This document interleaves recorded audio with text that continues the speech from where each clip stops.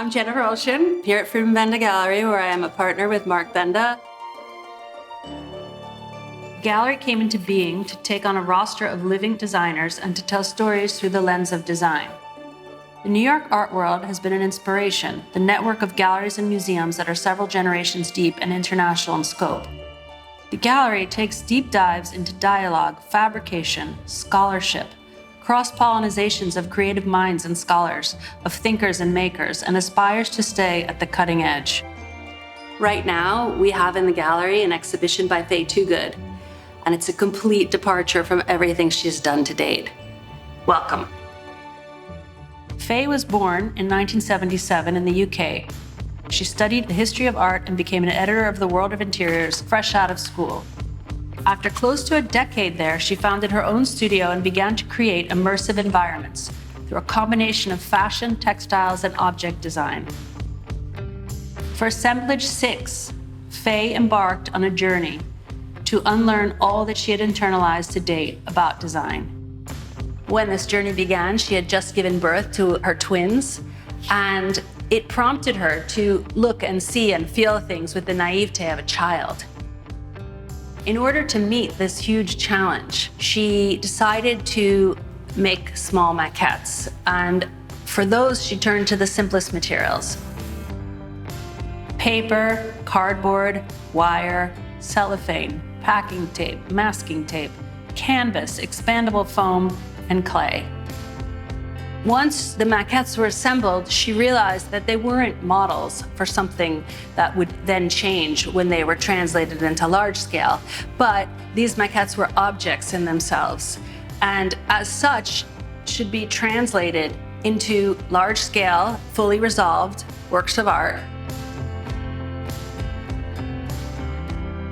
Once a series of maquettes were determined to be successful and to realize the dream that she had of rediscovering new form, her next challenge was to find a way to translate that gesture, that moment of discovery, into a life-size object. To do that, she began a whole investigation into what would be the appropriate material to retain the fidelity to the original object.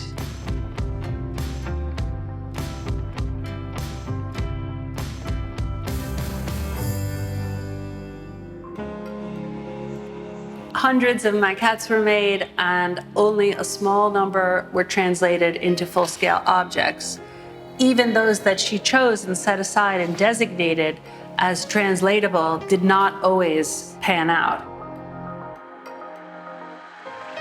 In the case of the canvas chair, we started out with a beautiful sculpted strip of canvas, which became an aluminum chair. When you touch the aluminum chair, or when you look at it, you're almost surprised that it doesn't cinch up around your hands, that it doesn't fold and twist and move when you touch it. In the case of the masking tape lamp, there were iterations. This one's precarious. This one's overwrought. But this material also posed a huge challenge for her. In the end, what was decided upon was canvas strips dipped in resin.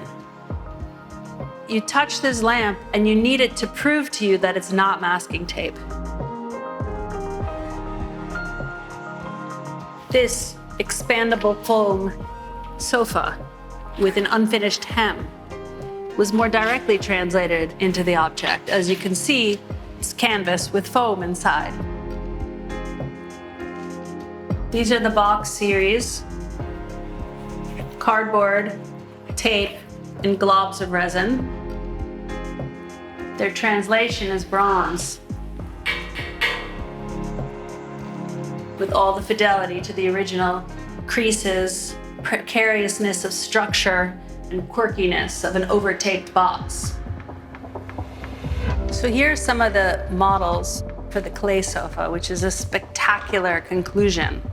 Started from very basic building blocks. This is a kind of sculptural form that could be everything from a teddy bear to a de Kooning. This one is closer to the realized, but there's no undulating base. In the end, she arrives at this very basic form,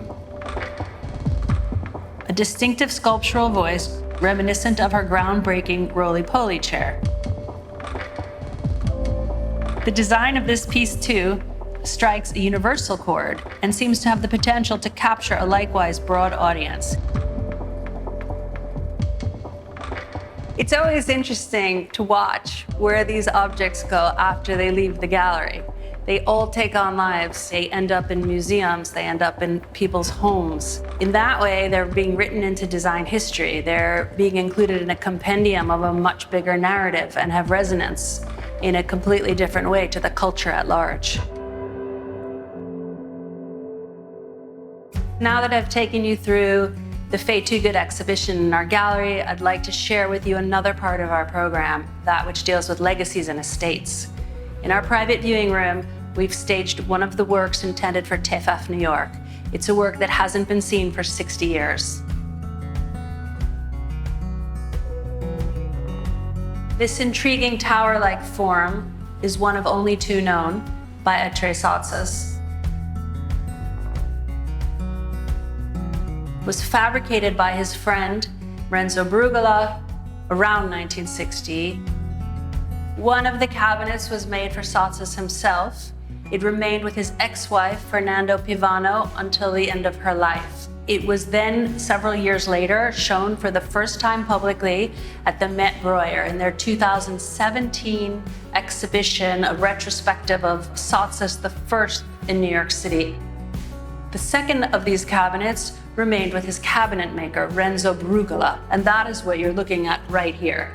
This has remained in that family and has never been seen publicly until now.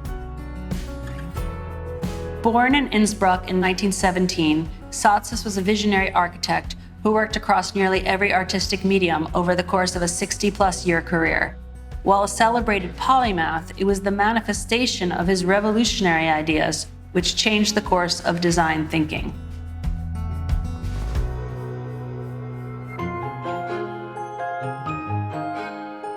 The piece predates many of the canonical tower pieces. It's made of maple, oak, and painted steel. It also incorporates a system of open modules that could be rearranged and bears all the hallmarks of Sottsass's conceptual and visual language.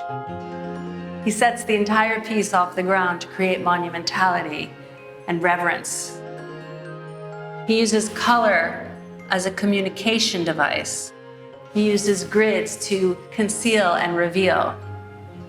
The panels don't appear to be organized in any rhythmic order. With this piece, the principles of international modernism are defied. Its functionality is obscure, but it's all intentional. This is a statement of functionality from Sottsass's point of view.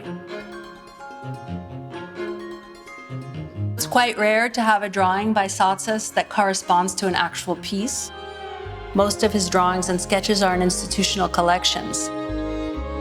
In this case, we have this drawing here that lays out the four sides of the cabinet.